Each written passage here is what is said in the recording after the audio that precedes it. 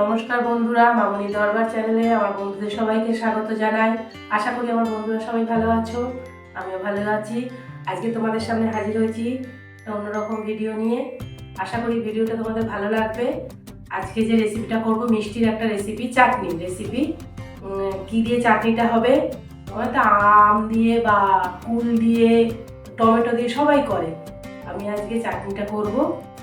এই যে জিনিসটা, এটা কি বলতো, এটা একটা মূলোটাকে আমি ভালো করে ধুয়ে ওপর থেকে যে পাতলা যে মূলোর যে খোসাটা থাকে সেটা একটু করে বটি দিয়ে পরিষ্কার করে নিয়েছি, গ্রেট করে নিই।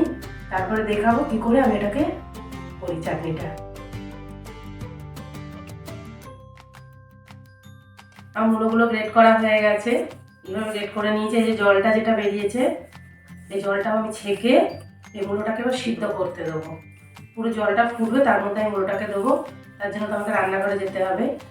আর মূলোটা গ্রেট করতে গিয়ে এই যে দেখো, এইরকম ছিলকাগুলো এরকম বেরিয়েছে। এইগুলো কিন্তু আমি দিইনি, এগুলো আমি ফেলেই দিচ্ছি। চলো তা সিদ্ধ বসাবো, রান্নাঘরে একটু যাই।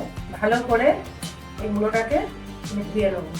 ধুয়ে আমি যে কড়াইতে গরম জলও বসিয়ে দিচ্ছি, এদিকে জলটা আমার গরম হচ্ছে। জলটা ফুটলে তখন আমি মূলোটাকে দেবো। ছাঁকনি দেখছো, এই ছাঁকনি দিয়ে এরকমভাবে ছেঁকে নেবো।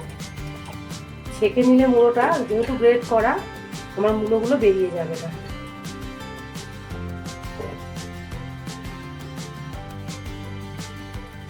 এই যে দেখো, এইভাবে আমি ছেঁকে নেবো।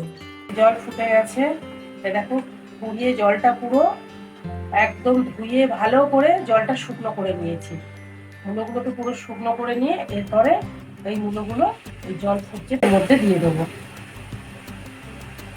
তা ভালো করে জলে মূলোটা সিদ্ধ হবে। মূলোটা সিদ্ধ হতে বেশিক্ষণ সময় লাগে না, কিন্তু যেহেতু মূলোটা একটা গন্ধ চায়, অনেকেই মূলো খেতে চায় না, ওই জন্য আমি একটু মূলোটা ভালো করে ফুটিয়ে নিচ্ছি জলেতে। ভালো করে সিদ্ধ করে নিলে মূলো সেই গন্ধ ভাবটা সেটা চলে যাবে। এটা দেখছি আমার ভালো মতন ফুটে গেছে। সাইডে দেখো মূলোটা ফুটেছে বলে কিরকম একটা ফেনা ফেনা মতন হয়ে গেছে। আমি এবারে এটা বন্ধ করে দিচ্ছি, দিয়ে এটা আমি ছেঁকে নেবো। আবার এর মধ্যে আমি এটা ঢেলে নিচ্ছি। ছাঁকনিটা যেহেতু ছোট, চালনিটার মধ্যে আমি ছেঁকে নিচ্ছি।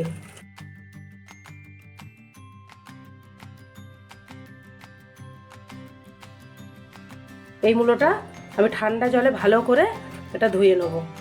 জল নিয়েছি, নিয়ে এই ভালো করে এটাকে আমি ধুয়ে নেবো। আরও কড়াইয়ের মধ্যে আমি দিচ্ছি আগে জল কিছুটা। এর মধ্যে আমি দেবো চিনি। মিষ্টি যে যেরকম খাবে সেরকম অনুযায়ী মিষ্টি দেবে। তা 250 মতন চিনি আছে।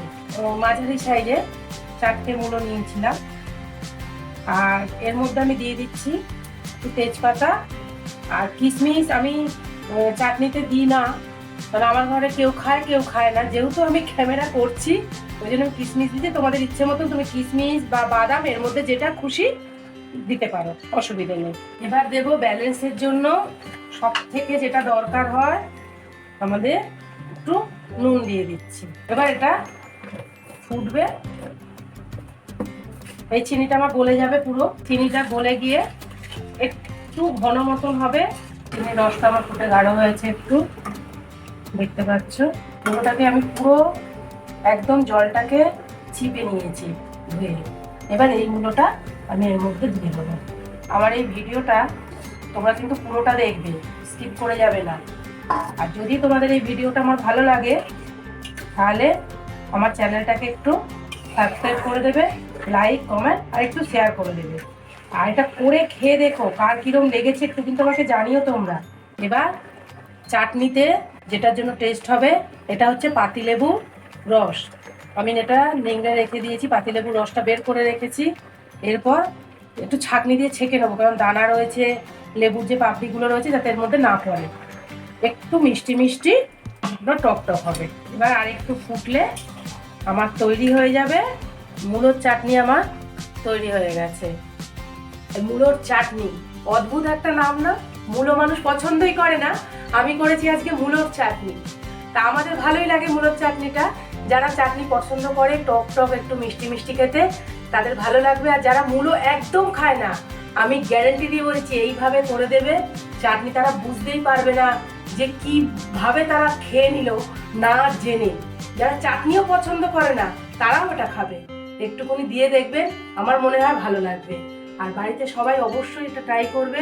বন্ধুরা, আজকের মতন এখানে, আবার তোমাদের সামনে হাজির হব অন্য কোনো ভিডিও নিয়ে। টাটা, সবাই ভালো থাকবে বন্ধুরা।